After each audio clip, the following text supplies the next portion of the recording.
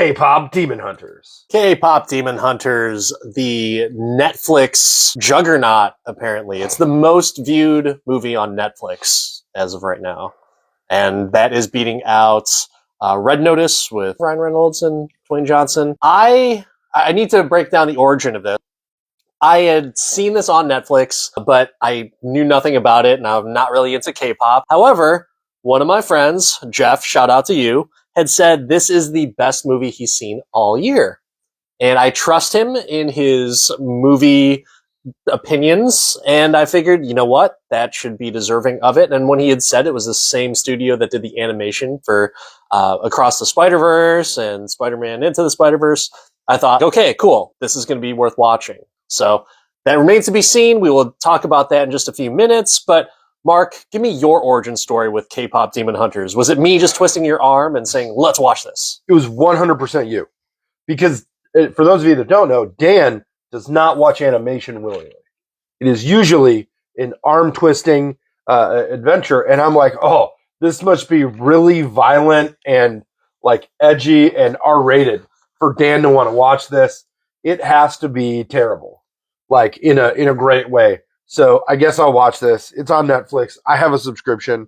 We're all good. What about K-pop in itself? Are you a K-pop fan? Do I look like a K-pop fan to you? I don't think I do. No, I am not a K-pop fan. I'm not a boy band fan. I'm not a girl band fan. I'm just not in anywhere of this music genre. So I was leaning into the Demon Hunters portion of this in a big way. I'm not even like an anime fan. The Star Wars animated is where I let it come in. I watched the Kevin Smith He-Man animated. Like, I won't not watch something because it's animated, but I'm not manga, anime, or K-pop. I check no boxes. Fair enough. I'm not a big anime fan, but you know what I am a fan of is the guy on both TikTok, Facebook, Instagram Reels where he talks like an anime character. Do you know what I'm talking about? Where he's like, no. Oh, wow, I think there's a gamer girl in this lobby. And so he's like just talking about that as he's playing Call of Duty, or at least that's what's playing in the background or something. I'm not sure if it's just a completely fabricated thing, but I don't know. That's pretty funny. That would not make my algorithm. That actually would be pushed away as far as possible from my algorithm. It's funny. Anytime people are playing video games and just being a troll, I think it's funny. But yeah, no K-pop fan for me. I can't even name a K-pop band besides BTS, and that's the only one that I know of. Behind the scenes?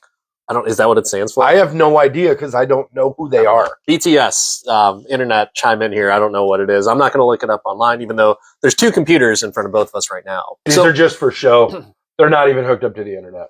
I never really got into Dragon Ball Z, or I think Naruto is one of them now. Like where everyone runs. Naruto? Like, is it Naruto? I think it's Naruto. Okay, whatever. But either way, that's my extent of it. I figured that this would give me a good reason to kind of go into something different, and I like to expand my horizons. I'm not completely shut off to everything animation. I mean, we watched that DC animation one, and that was pretty sweet. I think we should go back to that because there's a lot of good stuff that they came out with, but I don't know, maybe we're telling our hand just a little too soon, but what were your expectations going into this movie? I expected it to be over in an hour and a half. And it was. So that made me happy. This was one of those, like, Dan wants to watch it. It's 90 minutes. Who cares? I'll throw it on kind of thing. I watched it on my phone. I know so many people have, like, they've gone to the theater. This is done so well in theater. And I don't it's not that I don't understand why. It's that I'm not the target audience. Sure. For it. But yeah, I watched it on my phone in the background. This is one of those, I consider the visuals in this movie are great, but they're also predictable. Like, they're a high quality animation with some fight sequencing and not really that many visual sight gags. They stop for the sight gags and make it a thing, like the cat with the pot and stuff. So I didn't sit down and watch the whole thing. I paid attention. I was, watching it and going back and forth. But yeah, for me, it was, I will take in the story and, just because the reviews all made it seem like it was this redemption arc and this really deep, surprising story with twists and turns. Like it was Usual Suspects, but Demon Hunters. I mean, it is 97% on Rotten Tomatoes at this particular moment. Now, Rotten Tomatoes, not our favorite. Are you on Rotten Tomatoes right now? I am not. Okay. Why do you need me? I was going to say, if you were on Rotten Tomatoes, I'd also like you to look up Buffy the Vampire Slayer and see what the reviews are for that movie, because I would say that this movie is so Buffy. Are you talking about the 1992 Buffy? Either Buffy. Okay. Either Buffy, because they both follow a very similar plot line of girl saves world. 37% on Rotten Tomatoes for the original Christy Swanson-led Buffy the Vampire Slayer. And R.I.P. Luke Perry was also in that. Yes. 5.7 on IMDb. I'm not a Buffy fan. My wife is a huge Buffy fan. I was never really into it. It's entertaining. I think the show is better than the movie, but I don't know the parallels because I don't recall a whole lot about Buffy the Vampire Slayer. I haven't watched that movie in 20 years, but I was just like, oh, they're killing demons. That's over 33 years old, that's an old that movie. So, kids, if you don't know what Buffy the Vampire Slayer is, you think it's an old TV show. It was actually an old movie before the TV show. And these people are like, Luke Perry wasn't on Buffy. Who's Luke Perry? And who's Christy Swanson? Yeah, so that's kind of where we're at for this stuff. But my expectation going in, I just thought it was going to be kick-ass because it was the same animation as Spider-Verse. I was thinking, all right, we're going to see some really cool, awesome animation scenes. Obviously, we're going to hear some K-pop songs, but I didn't know anything else. I went in completely cold, and they give us an outline right off the bat as to what's going on. So these K-pop stars, there's a long lineage of it, and they basically sing their songs to create a barrier around the earth to protect them from demons. I thought right there, I can see now why they would have something like this in terms of story plot point, because why are there so many K-pop bands, and why are these people even singing? Well, to keep the world safe, and apparently they also kill demons. You didn't realize that we did no emotional connection to any of these characters or their origins whatsoever. And there was no opportunity for Easter eggs or Stan Lee cameos in this. So all of the things that we can be like, oh, yeah, we couldn't hear. Because we're not K-pop fans. At least I'm not. And like this wasn't based on a different demon-based Inuyasha, Ghost in a Shell. That's me just saying random anime show names. Anything that resonated with us. So okay, there's that. I have to ask you a question. What is your version of the plot?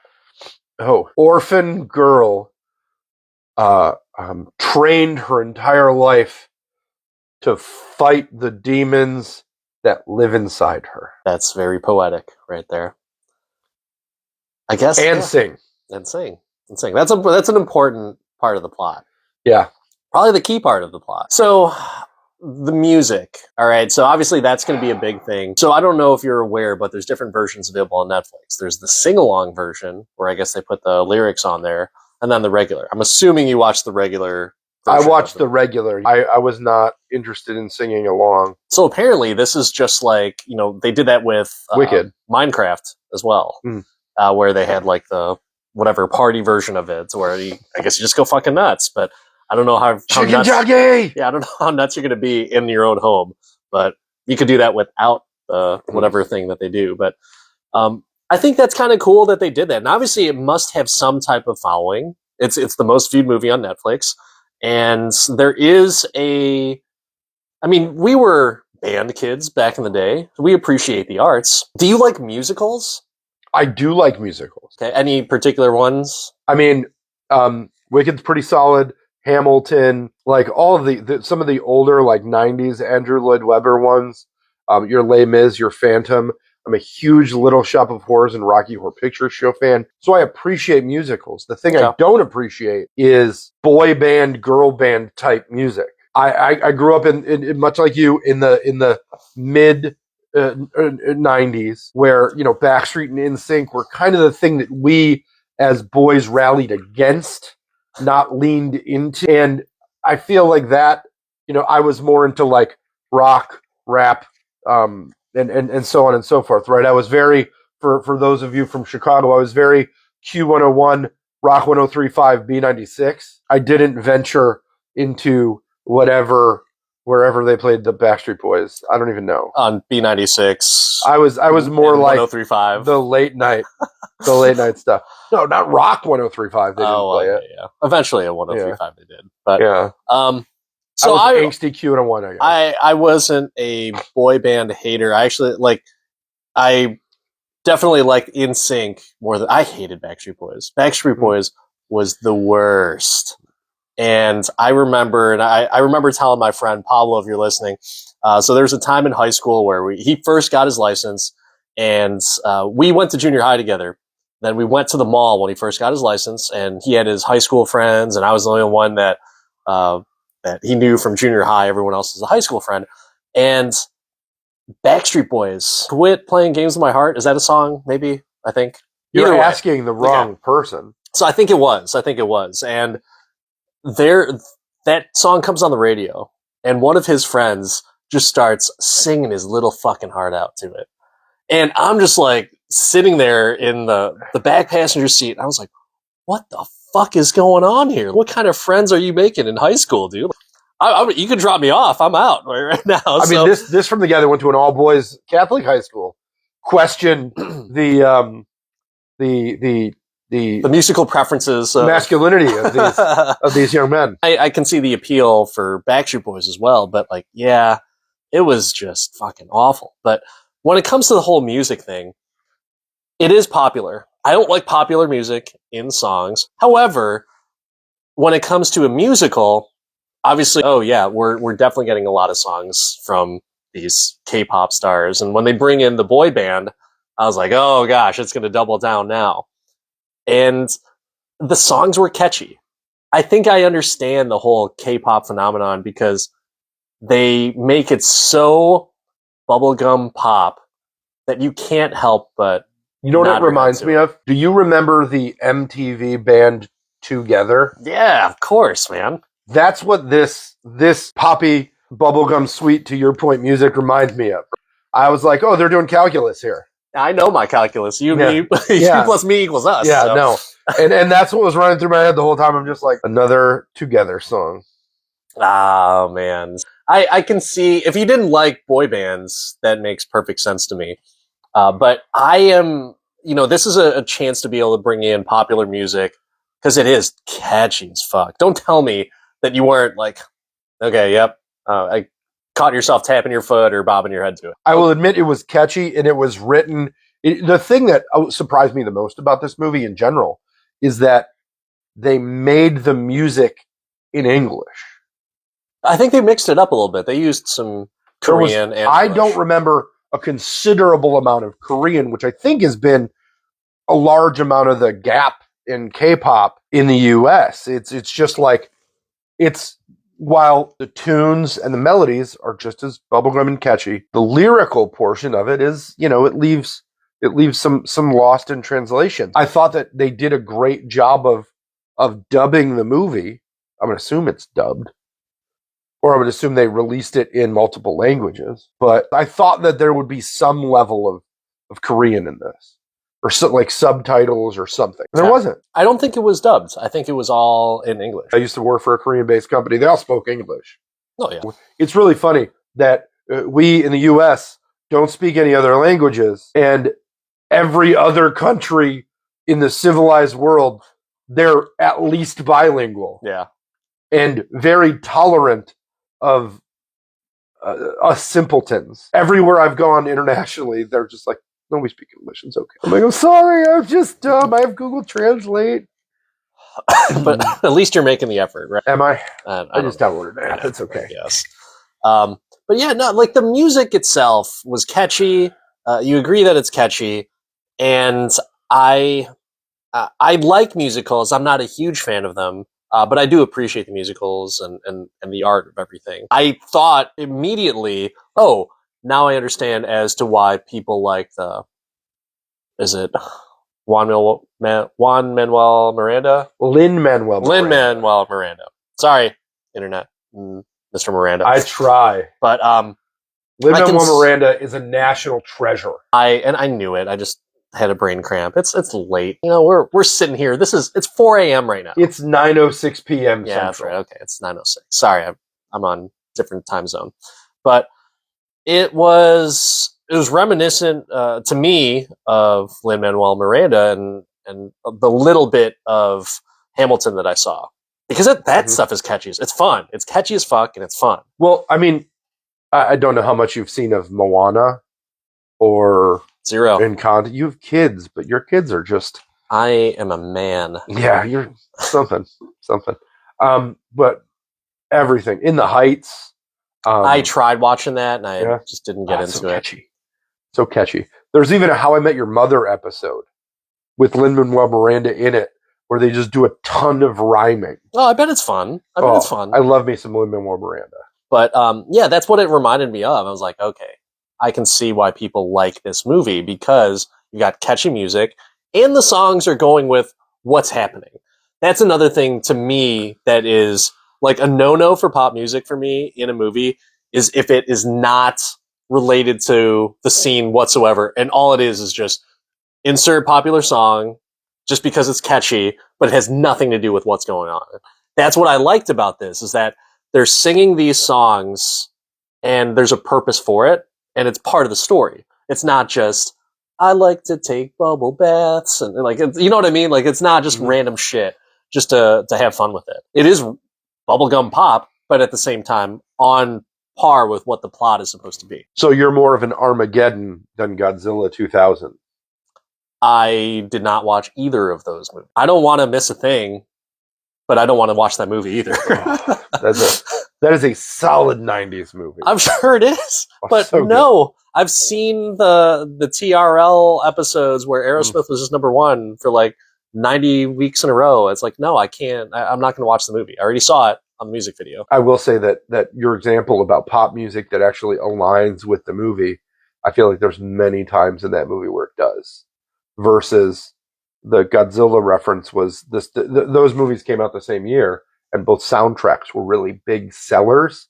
But they were not related to the movies the at all. The Godzilla one was like P. Diddy and Robert Plant came together, and it's like it was a good soundtrack. Yeah.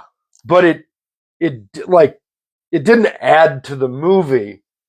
It was a music video. Yeah. Exactly. And that's part of the reasoning as to why I didn't like a lot of 90s movies, because it was like, all right, just a music video. Don't get me wrong, I liked a lot of the songs, but watching the movie with it, if I were to watch the movies now, I would be like, yep, music video.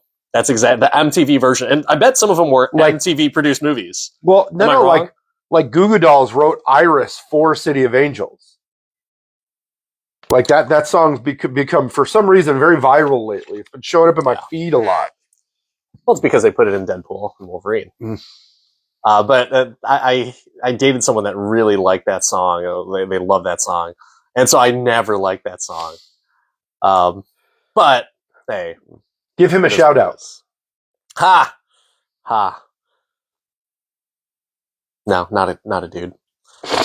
In case anyone didn't catch that awesome joke that he did. Not that there's anything wrong with that. Oh, man. But, okay. So, the animation. Dude, the animation was fantastic. I really liked it. There was a lot of anime callbacks. I love I can't remember which character it was, but the one that would always eat stuff. Mm-hmm. And like she would eat the noodles, and they would have like the typical anime face where it just like transformed into that. I was like, I love that stuff.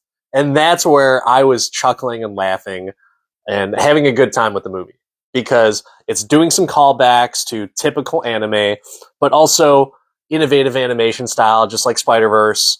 And music's not bad. I'm enjoying the music. It's having fun. But animation, you thought the same thing? Anything that kind of stuck out to you from an animation perspective? The thing that I will say is, normally, historically, right, when we see something that is like, oh, it's next generation animation, especially from when we grew up, right? Like, as you progress through the 90s and the early 2000s, some of the new waved animation was very weird looking. Like the initial computer generated CGI type animation versus drawn animation was very like blocky and Tronish, and it just was, you had to kind of suspend a little reality because you're like, this is not as good as it could be if somebody just drew this, right? Like unless it was like Toy Story, which was about things that were a certain, you know what I mean? Like they had a very specific shape, and they were, out of the realm of realism. There wasn't a lot of realism to it, and I thought that this rode that line very well. I recently rewatched some of the Clone Wars, the Star Wars, like the last season, and you see a lot of the animation in Clone Wars from the movie in the early 2000s to the show, just came so far, and upgraded a lot. And I think that this goes beyond that. You mentioned Spider-Verse. Even Spider-Verse sometimes gets a little ink and painty, a little ink blotty. This was very, very solid. And I think it's like the high level of strong and consistent animation that is, the best in class, if you will, beyond the softness sometimes that Disney puts out there. Sure. Right? Not to mess with Disney. They definitely had the Disney character, Disney princess eyes, the big old eyes and little round face thing, but that's an anime thing too. Yeah. But Disney's also not on that same bar of animation anymore. So like, DreamWorks is stepped up their game and everything. So, and obviously like a studio, like I don't even know what studio this was that did this, but this is a perfect example. Spider-Verse, perfect example of how Disney and Pixar are no longer that authority and benchmark of animation. Well, technology's just made things so much more accessible. Like Disney was revolutionary as Disney grew because Walt put so much money into the technology of the day. Like, and this is a very old reference, but like the way they shot things like those early movies, like Snow White and stuff like that, they stacked 20 different cells in a very high towered camera and would snap each frame with like 8 to 10 drawings in it. And that's how they would get the layered look and the depth and the perspective. And they put so much money into it. Same thing with, the early Pixar stuff. That was very Steve Jobs driven by high-end technology to really drive and grow that. But now, as technology's become more accessible and RAM and processors have kind of leveled out and it's all software driven and that software is available and so many more people are adept at using it. There's more education, there's more examples, there's tutorials, there's all that accessible knowledge to build that skill. And so many people are learning art in the digital world first. Yeah. I think that that's why we see that. And I'm all for it. Like, I am an animation fan regardless. I always will be. Like, some people, I don't know why, I can't watch it. It's a cartoon. I don't care. Yeah, sometimes I'm like that. But do you have a preference on the type of animation? Like, do you prefer more of like a South Park look, or do you prefer more of a Pixar, where Pixar has gotten so freaking good, though, where the background looks real. The grass, the trees, the clouds, the sky looks real as possible. And then you got Woody and Buzz kind of clunking along. For me, I like a more semi-realistic looking animation, but I'm open. Like, South Park's its own niche. I don't want South Park to change. By the way, the current season of South Park. Fire. Oh my God. That's awesome. I've never been, like, I probably have the first 15 seasons of South Park on DVD in my basement right now. Right? Like, I've had them. I was a huge South Park fan in college and in high school. The movie was something me and my wife watched endlessly. And the first episode where they do it, unreal. And they bring back the voice and they bring back, and it's just the same. And I'm just like, don't ever change. I'm glad they gave them $1 billion. They earned it. Unreal. Yeah, that very, very just cutting edge. It's so fucking good. God. And we could just have an episode on South Park all day long. I mean, we could. But in general, right? Like, I find that shows, if the style matches the show and the niche is there, I'm in on it. I don't like some of, like, the thing that I don't like is some of those shows I talked about, like in the 90s where stuff was very like weird, computer generated and animated. I wasn't a big fan of, but I think that the more modern stuff, they match pretty well to their genre. So I'm in it. I like it. This is a more realistic animation, in my opinion. From what I don't like is a lot of the DC animation. It's because they look like, which DC animation? If you say Batman the Animated Series, like Batman, I'm leaving. I don't like that style of animation. It was so genre specific with the throwback to like the 50s. I get angular. I get it, but beautiful. My problem with it is that it is like Batman hit the gym and skip leg day to the extreme. Like, he has issues with his legs. Like, he's got some type of degenerative disease where his ankles are the size of paper clips. I mean, not everybody has congestive heart failure and really swollen ankles, Dan. That's what my preference is. So, like, when X-Men had that same animation for like X-Men Evolution, and I was like, I don't really like this. So I'd like it more realistic. And granted, with this type of animation, with the way that the characters were, they were just normal people. Obviously, like, you got the dude with the abs was hilarious. And I love that they bring the fakeness and make it real. Like, as they're admiring this dude's abs and like popcorn's just popping out of their eyes, and then the one girl's eating the popcorn along with it. Hilarious. Like, everyone in my family was laughing at that. And that's a degree of silliness that I kind of like, even though it's, like I said, I'm picking on like Batman, the animated series, and like that Superman cartoon. I just they look like Johnny Bravo. Like, to me, that doesn't make any sense. And I think it's the tone that's different, right? I will say, this movie doesn't take itself too seriously. And the fact that it adds those jokes to what could be a very angsty kind of, oh, woe is me, I'm a demon kind of story, the funny keeps it going. It's what makes it balanced, I think. Where the animated series was supposed to be dark and brooding Batman, he was just a little yoked. That's just my thought process on it. I mean, he was like Batfleck. He was yoked. Yeah. But back to the K-pop and the Demon Hunters. What about the demons? Did you like the plot of, these demons are trying to take over the world, and these K-pop stars are the ones that are holding them back with their little golden Nova Core type net? It's not my place to judge the premise. As long as the premise is consistent, I'm okay with it. Like, it was consistent. It was right? consistent, and that's what I'm saying. Do I love that the villain is a really weird Soundwave picture?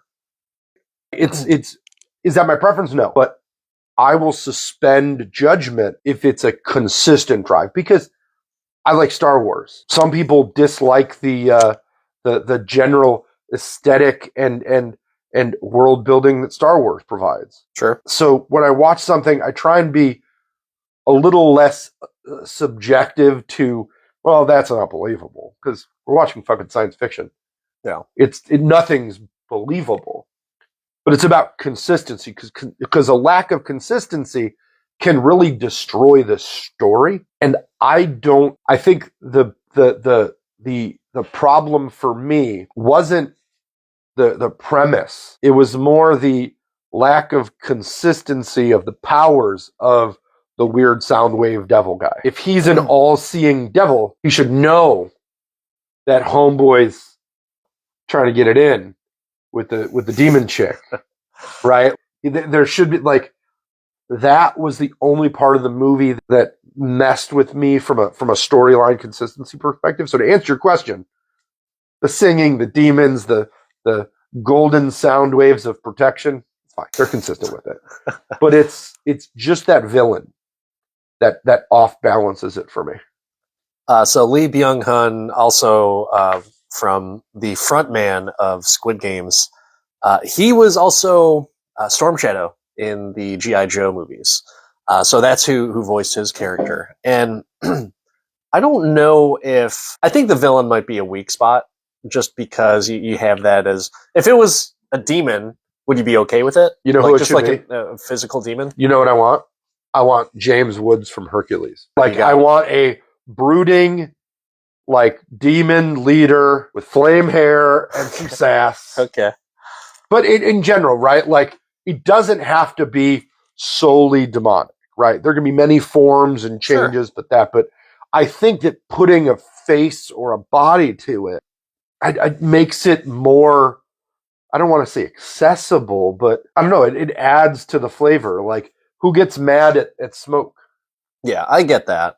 And maybe part of that is supposed to be like, hey, you can't beat that. You know, like I think from a good versus evil type of perspective, you can take down a man or someone that is in the shape of a man. But when it is a other godly, worldly being that doesn't have a shape, that physically you can't just take on yourself, then maybe that's part of it. I disagree. There's a whole trilogy about that. There's a lot of walking in that trilogy. Yeah, I never watched it. Yeah, no, it's a very Sauron-esque villain, but without the generals that are hateable, right? Like in Lord of the Rings, there's these, there's all of the dark characters and leaders and generals and orcs and all that stuff that are viable and you want to hate. The boy band characters spend so little time on the screen, except for the one that you hate the guy because his hair's over his face. Like, there's no, it's basically the Fat Albert crew, and you can't hate Mushmouth. I don't know. I think you also have some of them poking fun of how K-pop bands are also manufactured, and that's exactly what they are. They are manufactured, just like boy bands. There's documentaries about that. Absolutely, where fat single white men bring together a bunch of singing boys. But to them, it's also a different caliber of pressure, which there's been a lot of publicity and controversy around K-pop stars because they basically they get plastic surgery to look the way that they do, and that's expected. Like, oh, you wanna be a part of this? Better get some plastic surgery, get your eyes done, get your hair done, whatever it is. Mm-hmm. That's what you have to do. And I guess there's a high burnout rate of K-pop stars. And I don't know. I heard this on another podcast that there's a high rate of suicide for K-pop stars because of all the pressure that's put on them by the record label, by the self-imposed pressure on themselves from the fans, all that stuff. Well, it's also a different culture. Yeah. Right. Like in the US, the worst thing they do to boy bands is they frost the tips. Ask Justin. Right. Like they mess with the hair. That was a perm. That was a perm. It was a perm with frosted tips. True. Yeah. It's crazy.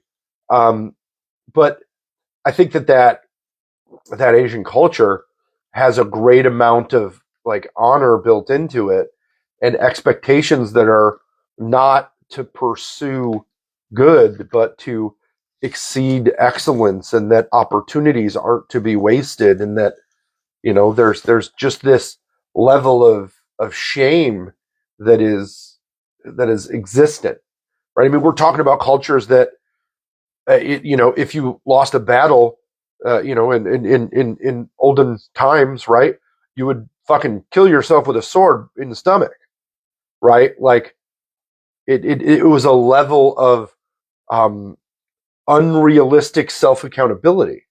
Yeah. The honor, right? Yeah. The honor of it. Yeah. And it wasn't like you got a shot to redeem your honor. It was just, I'm dishonored. Yeah. The honor's gone. There's no way that it can be redeemed. Never. No redemption. And this whole movie is about redemption in a way. Is it? It is this one woman that saved this demon child and set her up to redeem the sins of her demon father by ending demons. Yeah. I guess. And then she falls in love with the demon. Yeah. Which I thought there was going to be more to it than that. I thought the demon worlds, I didn't think that they were going to defeat the demons. I thought that they were going to overthrow the demon lord, and all of the K-pop boy band fans and all the other demons were just all going to be celebrated like, yeah, you can be a part of this world too. And you don't have to be demons because it's this, what could be considered like a patriarchy is gone now. That you don't have to be controlled by this figure. You don't have to feel bad about yourself. You don't have to feel shamed about where you come from, who you are, what you like, and how you do things. So that was kind of like my reading into it. And I was hoping that something like that would happen, because that would have been, I feel like that would have been the better aspect of things, like a more complete, instead of just girl power or just boy power. It's like, no, it's just the good power. Like, you get rid of, everyone has demons inside of them, right? Get rid of the demon, and you don't have to be ashamed of what happened in your past. So the demon is, I feel like this movie uses demon and creates kind of a, I don't want to call it miscommunication, but somewhat of a quandary, because demon, it's not, they are demon, the spirit, the evil, but it's really caused by demon, the shame, the regret. Right. And much like we were talking about, where these Japanese cultures, or these Korean cultures, these Asian cultures don't always allow that redemption, so they're just demonized and they're just there. And because they don't allow themselves space to forgive themselves, they can't rise from their negative place. And that's the part about this that I think the name and the way they use demon in two layers created not confusion, but less clarity than could have been, right? Like, I don't know that the twist of I lied, I abandoned my family, was that hard hitting to me. It didn't even think twice about it. I was just like, okay, yeah. Well, you say you abandoned them, but it sounds like they just took the kid who sang good and put him in the castle as a captor, right? They told you were free and all that, but you were still singing for the king or doing whatever for the king. Yeah. There was no emotional aspect of it for me. Yeah, because I think that we don't, even though, I mean, I don't know, I'm the oldest boy, and I don't feel an unreasonable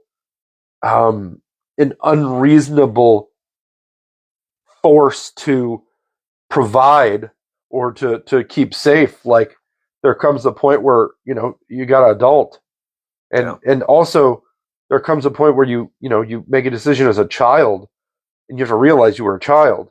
You have to let pain or thing, you learn from things. You don't hold yourself accountable for this terrible mistake.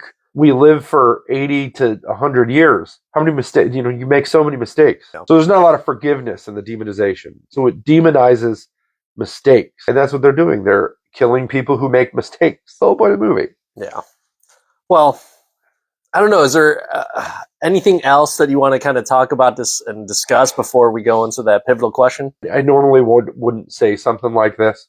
I think this movie could have been 30 minutes longer. And I think they could have added more context. And I've never wanted more of a, oh my God, why can't I remember the name of the movie? What's the Bruce Lee movie, Tower of... Game of Death? Game of Death, where he goes different levels through things. Yeah. I've never wanted more of a Scott Pilgrim approach to the end to the end boss than this. Okay. Right?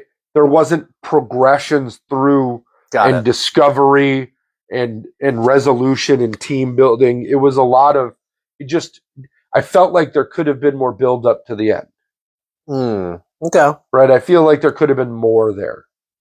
Nothing Martha'd me per se, other than squiggly line non-existent Devilman, or Devil Sound, or Fart. It could have been a fart. Maybe a nice bloody one. A demon fart. Bloody demon fart. There you go. It's just, I made it funny. You made it weird. No, that's you. I'm just riding off of that. Just what you tell me. Before we ask that question, is there anything that sticks out to you? Is there any weirdness? Anything else about this pop demon hunting phenomenon that you either loved or hated? Nothing Martha'd me, which is a good thing. However, that doesn't necessarily mean that everything was great. I thought it was good, but there's I kind of disagree with you on the build-up, because I felt that it was rushed a little bit. I think it could have benefited from being a little bit longer, but I don't think there was a lack of build-up, because I think that build-up was there. You've got these pop stars that are a force to be reckoned with, both from a entertainment aspect and from a demon hunting aspect. So you got these badass girls right then and there, and they're in a lineage of demon hunters. Mm-hmm. So that's kind of a quick, almost Incredible Hulk like recap, like at the beginning of a movie, and then you go into like, oh, one of them's a demon, and so there's that struggle right there. But you also have the shame, as you were talking about, like, okay, there's this shame that I'm a demon and I have to hide my true self, and even my aunt is telling me, no, you cannot show them your true self. Dude, that resonates and hits home really, really good with me. I grew up as a white suburban kid, because I had to hide who I was, because like, oh, can't be too Filipino or too Asian because these white people are going to treat you differently. And so that was kind of like the weird thing for me. And when I saw that, I was like, yeah, that totally makes sense. I'm not saying it's right, but I could relate to that.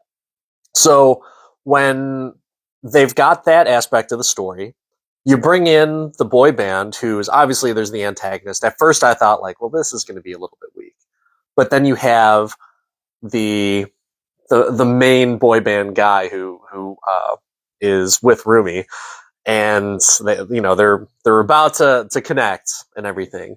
But I think that is a necessary plot point, to where you have to have some type of antagonist, and they do a good job of it. Like, okay, maybe I'm not completely against those guys, but then they flip back and forth on it, to where it's like, oh yeah, maybe they are just demons. And then it's like, oh wait, but the guy's like, he's not gonna kill her yet. Like but she's still, the one thing that, it didn't bother me, but I was just a little bit, perturbed about, is she goes to him to kill him, right? Mm-hmm. He's not even trying to defend. He's just like shrugging off her attacks. And it's like, how good is this demon hunter? She's not that great, obviously, because she's trying her hardest. And he's just like, nope, I'm just going to move over here. You're going to miss me. I'm going to teleport. You're going to completely whiff. So that was the only thing that I was like, ooh, she's not as good as she's portrayed to be. Or she's going easy on him. But, that brings more to the length thing. I feel like there could have been even more, like, even if it wasn't more bosses, more conversations between main dude and Fart Man to really kind of dig out the small areas of their plan to break the golden mist, right? There could have been more. Is it good that it's a tight 90? Yes. Mm-hmm. Are there some movies that shouldn't be 2 hours? Yes. So there's balance there, right? Sure. But for me to take this from serviceable to great, that adds, you got a lot of reflection from the good guys, right? You got that inner struggle there, but you didn't really see the planning on the bad guy part enough, in my opinion. Yeah. And that is a small potatoes thing. It doesn't take away from the movie. Could it make it better? Yeah. But is what it is. I've heard enough of the small potatoes, Mark. I need the meat. So I got a question for you. When it comes to the K-pop Demon Hunters, can you do this all day? Surprisingly, I watched this movie all the way through. Okay.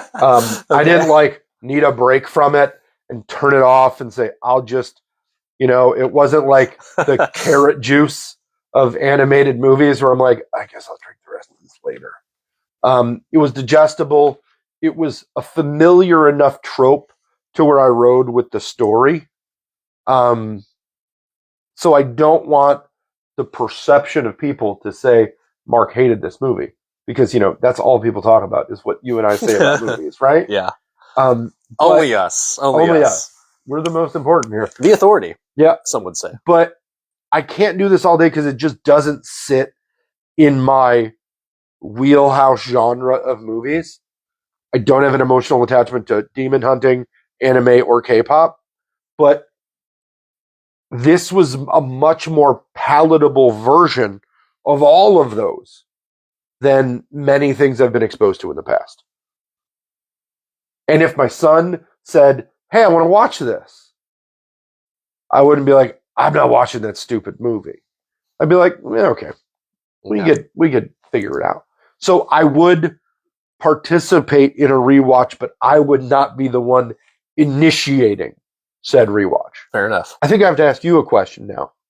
And it's about K-pop Demon Hunters. Can you do this movie all day? So I'll break it down how I sometimes do. Music, even though it's pop music, catchy as fuck.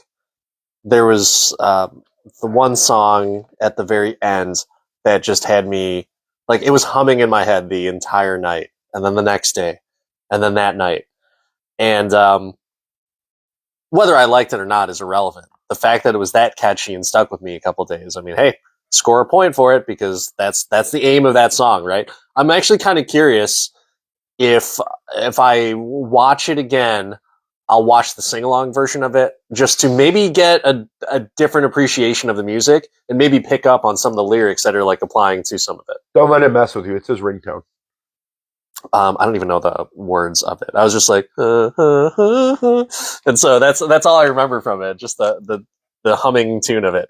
But animation was sweet. It was a good time. It was funny.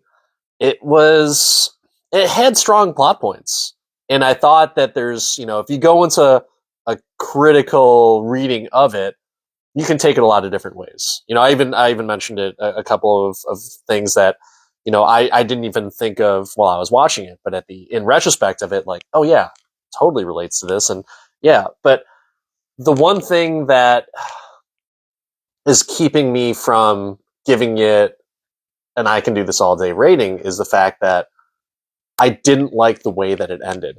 It kind of just ended. And I would have preferred, and I think maybe there's going to be a sequel to it. I think there was talks about having a sequel just because it's so goddamn successful. But I would have liked, normally I don't like cookie cutter endings. I would have loved to seen a cookie cutter ending to where all those demons, they shed their shame. And everyone is good. And everyone just fucking parties and rocks out at a concert. You didn't like the ending from the Last Skywalker, the Rise of Skywalker? Where Demon Kylo gives up his life force to Demon Hunter Rey, and they kill Soundwave Palpatine. You didn't enjoy that? No, I would have preferred in that type of storyline and that animation. Now, if they're going to do something in a sequel, fine. But if this is the only one that we get, I would have preferred the cookie cutter ending where everyone from a feel-good story. You like a feel-good story, right? So a feel-good story, everyone loses their shame. They're no longer ashamed of it, and everyone's just rocking out. that's what I would have preferred, and I'm sticking to it. So no, I cannot do this all day. Not because it wasn't entertaining, but not in my wheelhouse. But I would watch it again. You know, is it a? I think I would still recommend this movie, just not a. I have to be selective with who I recommend it to, right? Like that. That's one of the things. Like there are when I say I can do this all day, I will recommend the movie. No ifs, ands, or buts to anyone. There's no like asterisk of like, well, you got to watch 23 other Marvel movies in order to watch this one and like it. Like, no, that's not the case. And yeah, I'm as entertaining as it was. I think I had higher expectations, and so that was where it was a little bit of a letdown for me. But not disappointing.